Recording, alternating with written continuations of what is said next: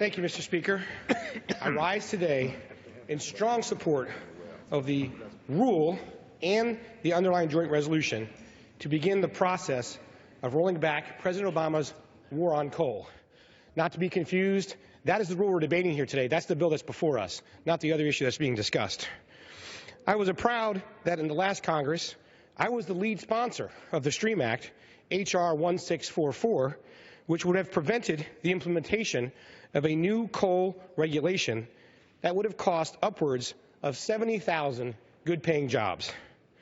My legislation passed the House of Representatives in January of 2016 with bipartisan support and sent a clear message to President Obama's administration that the so-called stream protection rule was bad policy.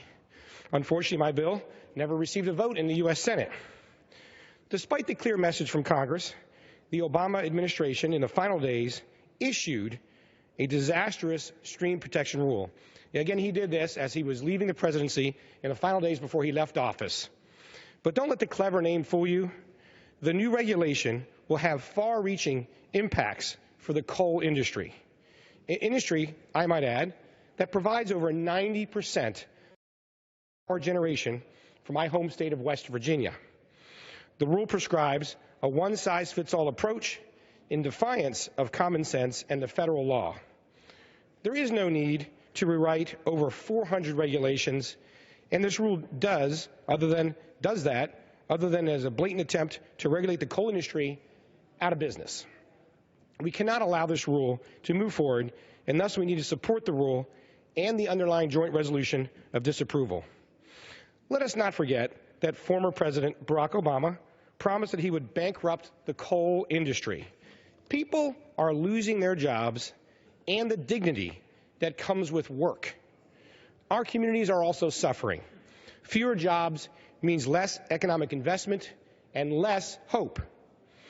I encourage my colleagues to visit West Virginia or Appalachia and see firsthand what President Obama's policies have done to our communities. It is heartbreaking to hear the stories and see the faces of struggling families as they try to pay their bills.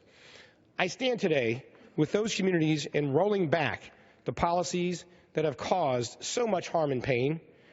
These new regulations would be catastrophic to the coal industry and all of the hardworking American families that depend on coal to keep their energy costs low. And the shame of it all is that it's preventable. We must end this war on coal now, and that process begins today. I made a promise to my constituents of the 2nd District of West Virginia that I would fight for the coal industry and bring back jobs to my state. Today is the first in many steps this Congress, along with President Donald Trump, will take to make good on the promises we made in November.